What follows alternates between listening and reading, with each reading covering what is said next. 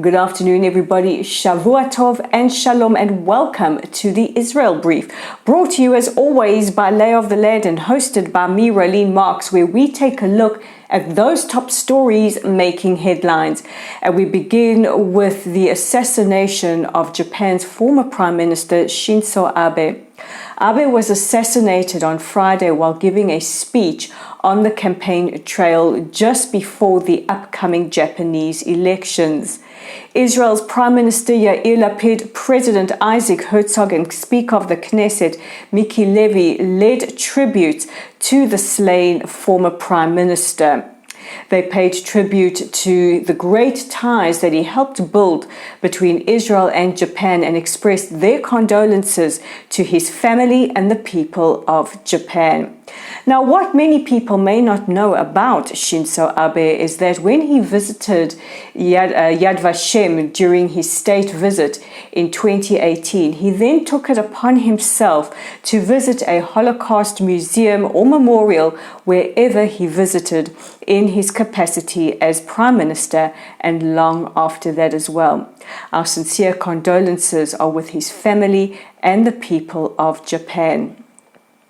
Now, on the subject of world leaders, Israel is preparing for the visit of US President Joe Biden.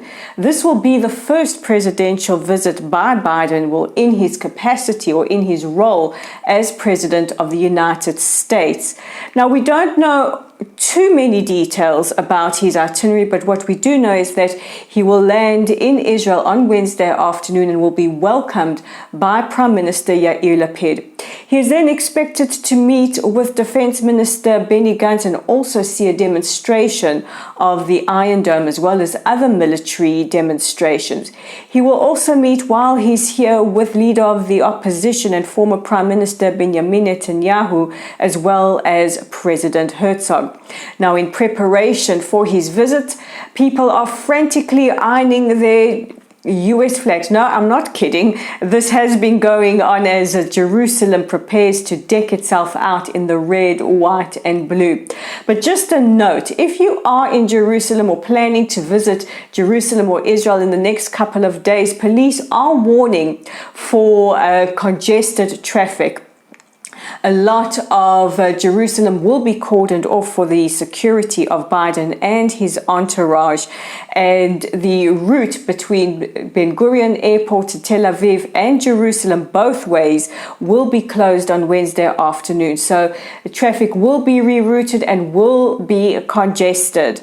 In preparation for this visit, the Israeli police and Air Force are conducting drills at the moment. You can see how seriously we take security here.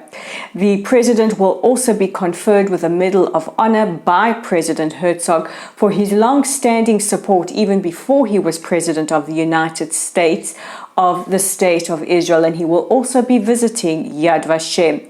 Yad Vashem is Israel's Holocaust Memorial and Museum. The president will then go on a historic flight to Saudi Arabia. This is historic because he will depart Israel on a direct flight for the Saudi capital. And yesterday, addressing his cabinet, Prime Minister Lapid said the president takes with him a message of hope and peace from the state of Israel. Israel reaches out a hand to all countries in the region to join with us in making peace for the sake of our future children. All eyes will be on President Biden, especially during the Saudi leg of this trip. There has been a downturn in relations between the US and Saudi Arabia over the last couple of years or so, and the president is going to look to repair these relations.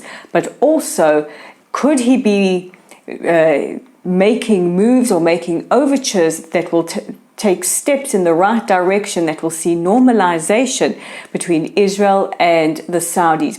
Israelis are divided on that opinion. Some say that it's too early, it's too soon to tell, and that ties with the Saudis are going to take time, while others are more optimistic, expressing their hopes that this will happen.